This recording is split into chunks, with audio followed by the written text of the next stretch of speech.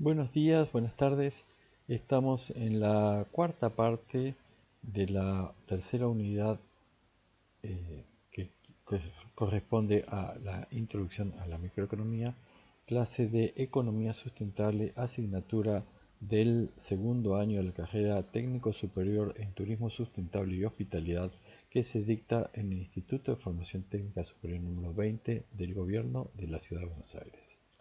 Como las clases anteriores, estamos haciendo presentación eh, del libro de Patricia Triunfo y otros autores, Economía para no economistas.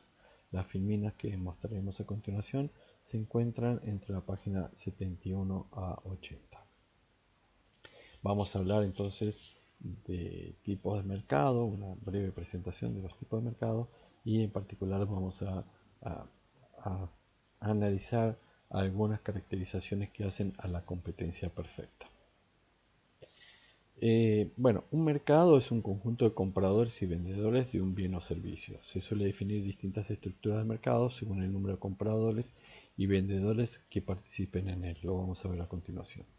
Las empresas se enfrentan a restricciones tecnológicas y económicas representadas a través de la función de producción y costos. En este capítulo tomamos en consideración las restricciones del mercado a las que se enfrenta. En general, las empresas pertenecientes a un mercado producen un mismo producto o un conjunto de productos relacionados entre sí. Esto es altamente sustitutos y producen de acuerdo a una tecnología similar. El mercado de autos, el mercado de gaseosas, el mercado turístico en cuanto a, por ejemplo, por agencia de viajes, el turismo receptivo o el turismo emisivo, el turismo interno. Son distintos tipos de mercados dentro de una actividad global que es el turismo. Eh, los, en hotelería, los hoteles de 5 estrellas compiten entre sí y es un mercado diferente a los hoteles de una estrella, por ejemplo. Bueno, de acuerdo a la cantidad de participantes, cantidad de oferentes y cantidad de demandantes, va a haber distinta este, denominación, estratificación de los mercados. Cuando hay un oferente y por otra parte hay un demandante, hablamos de monopolio bilateral. Cuando hay un oferente y muchos demandantes, un monopolio parcial, y pocos demandantes, monopolio parcial, y cuando hay muchos demandantes y un solo oferente hablamos de monopolio, que es un caso extraordinario que veremos en la clase siguiente, con más detalle. Cuando hay pocos oferentes y la cantidad de demandantes es uno solo, hablamos de monopsomio parcial, que es un caso particular. Oligopolio bilateral, cuando son pocos demandantes y pocos oferentes. Oligopolio, cuando hay muchos oferentes y particularmente hay pocos oferentes pero hay muchos demandantes. Es oligopolio. Productos como la industria automotriz, por ejemplo. Muchos oferentes y pocos demandantes, o un solo demandante sería un monopsomio, muchos oferentes y pocos demandantes es oligopsomio y muchos demandantes y muchos oferentes sería la característica de competencia perfectas que normalmente es difícil que también se dé. Tanto en el monopolio como en el oligopolio, la cantidad que la empresa vende afecta de manera significativa el precio del mercado, por lo que se dice que la empresa tiene poder sobre el mercado. Cuestión de oligopolios y monopolios lo vamos a ver en la clase siguiente. Bueno, eh, respecto al monopolio, tanto en el monopolio como en el oligopolio, la cantidad que la empresa vende afecta de manera significativa el precio del mercado, por lo que se dice que la empresa tiene poder en el mercado. Esto es opuesto a la competencia perfecta, donde la competencia perfecta es un estado ideal donde no hay actores más fuertes unos que otros. Eh, el mercado de competencia perfecta o competitivo se basa en el supuesto de la aceptación de precios por parte de compradores y vendedores. Es una aceptación libre, es una aceptación en donde uno no presiona sobre otros y en donde hay un equilibrio entre fuerzas. Este suele ser la estructura predominante en algunos productos agrícolas. Eh, en Argentina, pues recuerden que el apunte es uruguayo, pero también en agricultura hay grandes productores, no es como otros países latinoamericanos en donde son pequeños productores, por lo cual los grandes productores tienen una posición dominante. El poder de mercado se denomina a la capacidad que tienen las empresas para influir en el precio del mercado, así que son formadores de precios. Existen medidas de concentración que tratan de medir la proximidad de un mercado a una estructura de competencia perfecta o bien a una de monopolio. Sí, hay criterios técnicos, matemáticos, que permiten definir hacia qué tipo de estructura de mercado uno, uno se acerca o se encuentra uno, ¿no? Existe una estructura intermedia entre la competencia perfecta y el monopolio denominada competencia monopolística.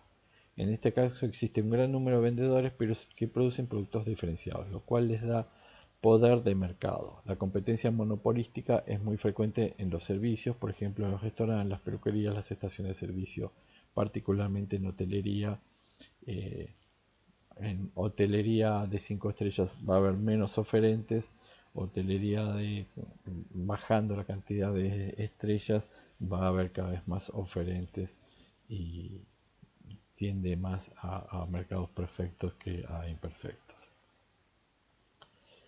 La competencia perfecta. La decisión de producir en el corto plazo. Analizamos gráficamente la decisión de producir del empresario competitivo. Observamos que si el precio es mayor que el costo marginal, la empresa puede aumentar los beneficios produciendo una mayor cantidad. Cuando analizamos la competencia perfecta, analizamos el mercado ideal. Cuando identificamos las situaciones de competencia imperfecta, advertimos lo que más frecuente aparece en el mercado real, que no es el ideal. Entonces, el análisis de la toma de decisiones, el análisis teórico de la teoría de la economía, la planteamos desde este mercado ideal, porque nos permite interpretar con mayor claridad cómo el cambio de un determinado factor genera un cambio en determinados resultados. En el caso de la productividad, aumento de utilidad o aumento no sé, de beneficios, ¿no? Entonces, vuelvo a la lectura inicial. La decisión de producir en el corto plazo. Es decir, ¿por qué la empresa decide producir?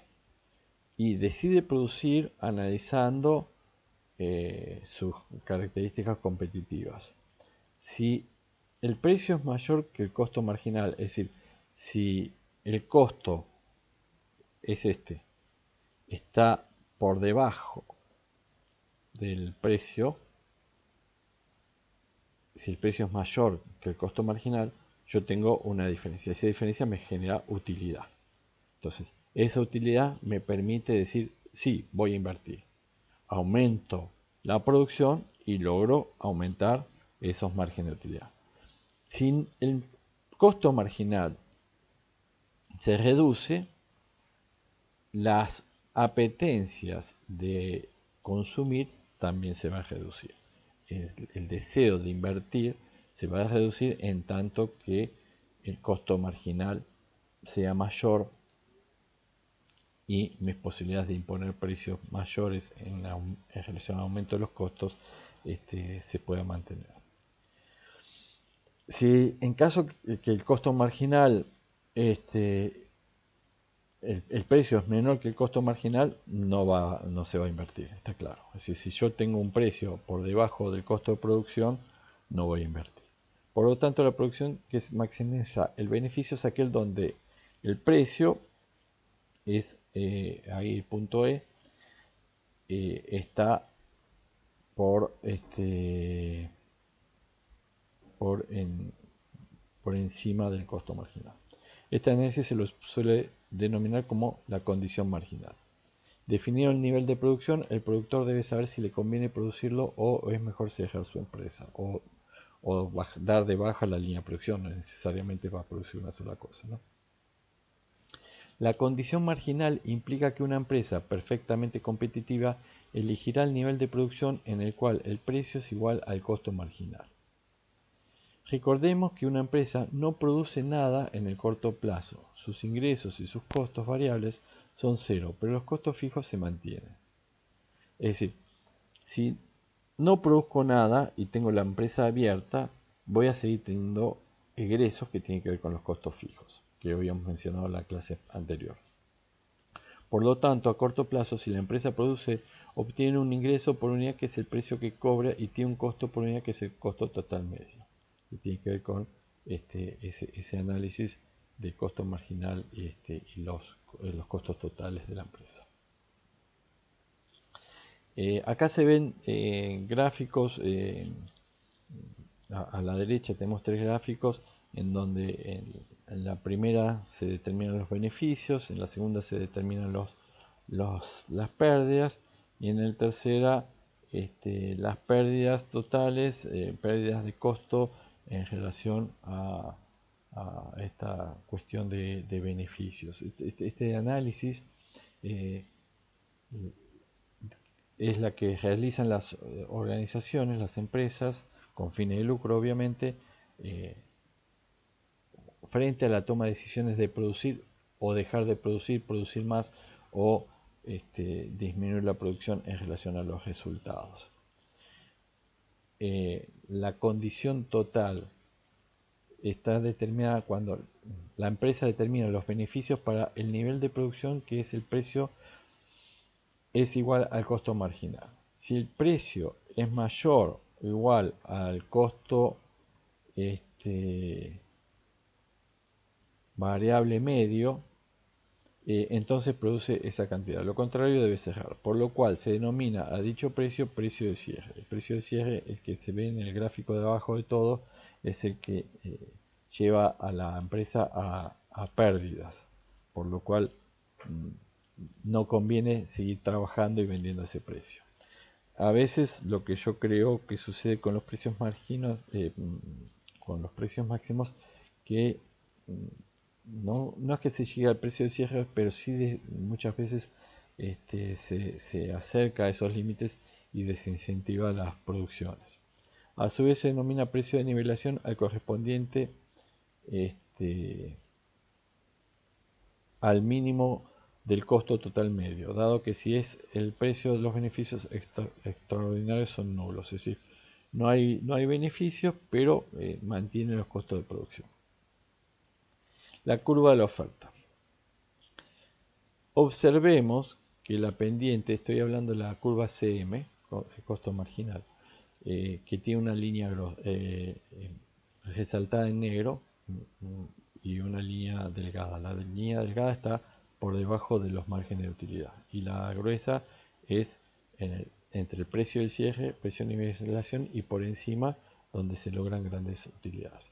Observemos que la pendiente positiva de la curva, es decir, del lado inferior izquierdo hacia el lado superior derecho, esa es pendiente positiva. Observemos que la pendiente positiva de la curva de oferta surge de los rendimientos marginales decrecientes. El concepto de rendimientos marginales decrecientes lo hemos visto en clases pasadas, los cuales provocan que la curva marginal tuviera esa forma. El costo variable medio es la sigla CPME y costo total medio es la sigla CTME. Una curva de oferta muestra las distintas cantidades ofrecidas por los precios para maximizar beneficios, como eran las isocuantas o las curvas de diferencia.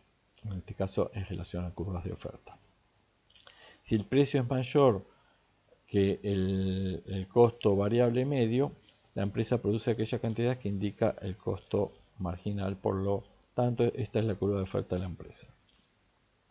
Vamos a definir precios en relación a aquello que me permite generar utilidades, que obviamente está por encima del precio de cierre. Si hay precios que obviamente hacen que la empresa tome la decisión de no producir.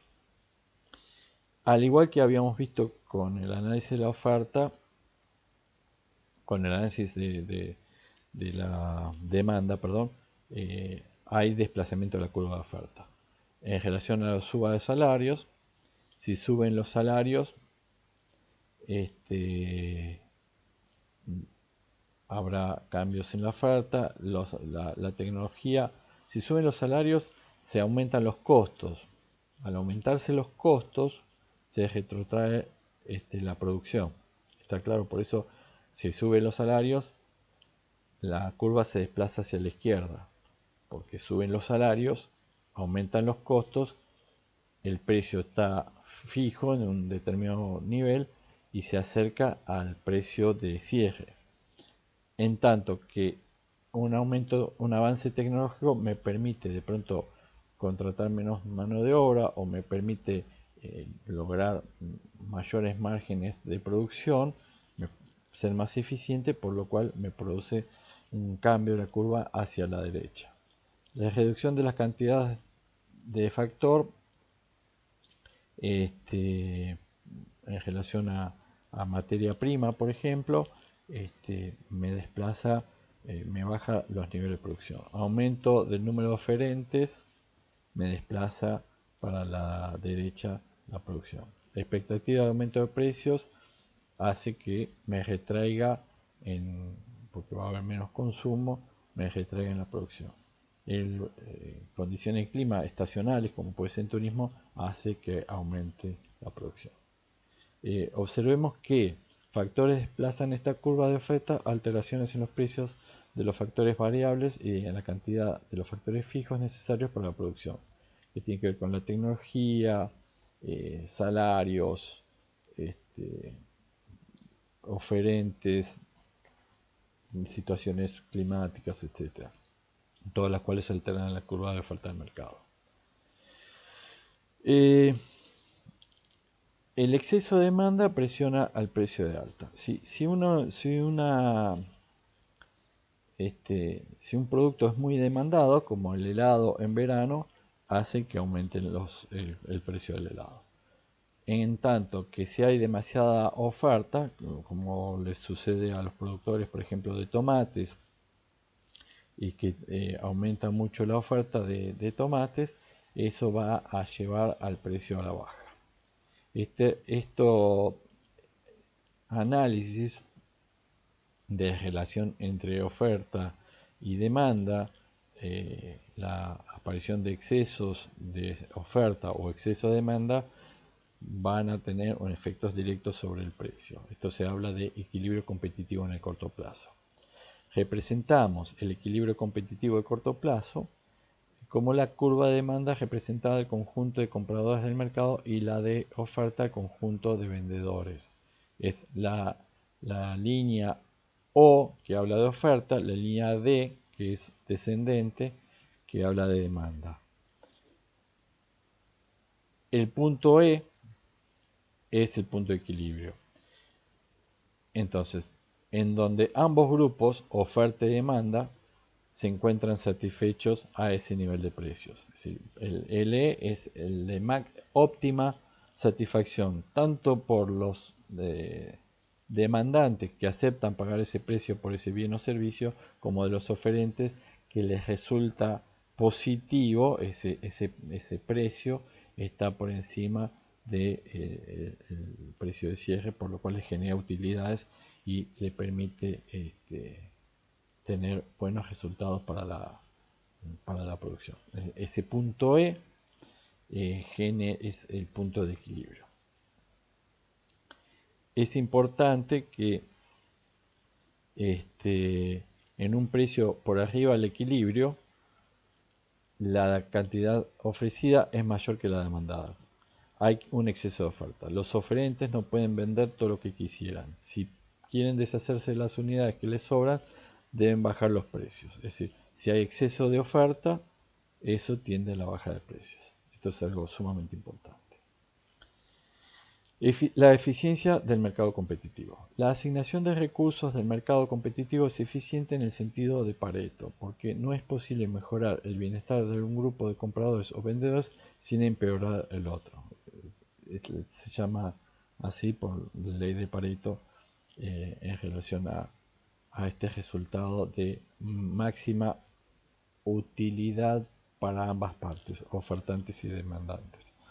Que la asignación sea eficiente no implica que sea socialmente óptima. Esto también a tener en cuenta. Es decir, es eficiente, pero no es óptima desde lo social. ¿Por qué? Porque los que participan en el mercado están satisfechos, pero no implica que haya gente que directamente no participa en él. Situación bastante visible en la vía pública de gente que está fuera del aparato productivo, eh, ni como consumidores ni como trabajadores. Precio, equilibrio y ajustes a largo plazo. Bueno, con esto cerramos esta presentación. El precio equilibrio a su vez cumple el papel de asignar los recursos de los productores y de los consumidores. Por su parte, el productor compara ese precio con el costo marginal y decide si le conviene producir esas unidades o producir otra cosa. Así, sectores productivos con beneficios positivos atraen los recursos hacia ellos. Es decir, cuando un negocio se ve exitoso, vienen otros emprendedores, otros emprendimientos a participar de ese mismo mercado productivo. Eso va a hacer que aumente la producción y ese aumento de producción en determinado momento va a generar una presión a la baja de precios. Respecto al consumidor, dado que como mencionamos los recursos son escasos, los precios cumplen el objetivo de gestionar dichos bienes escasos, quedándoselo a los consumidores que le conceden el mayor valor. Es decir, el consumidor también, el punto de equilibrio le va a decir, bueno, consumo en relación a que cumple con mis necesidades de satisfacción. Si el precio sube mucho, sustituirá a los bienes que pueda sustituir y o dejará de consumir algunos bienes que no son necesarios, que son suntuosos y mantendrá aquellos consumos necesarios. Con beneficios positivos, nuevas empresas entran al mercado por lo que aumenta la oferta y los precios bajan, lo que había mencionado antes. En el largo plazo, el objetivo sigue siendo el mismo, que supone maximizar beneficios. No hay un punto de cierre, un precio de cierre. Solamente existe el punto de nivelación donde el precio se iguala al costo medio de producción. Esto para cerrar el tema de equilibrio de precios en relación al desarrollo de la oferta. Bueno, hasta acá entonces la clase de hoy. Mañana en la clase virtual vamos a dar este tema y también vamos a dar el tema de monopolio, oligopolio y fallas de mercado que grabaremos a continuación. Bueno, les agradezco mucho. Vamos entonces a dar por cerrada la clase presente.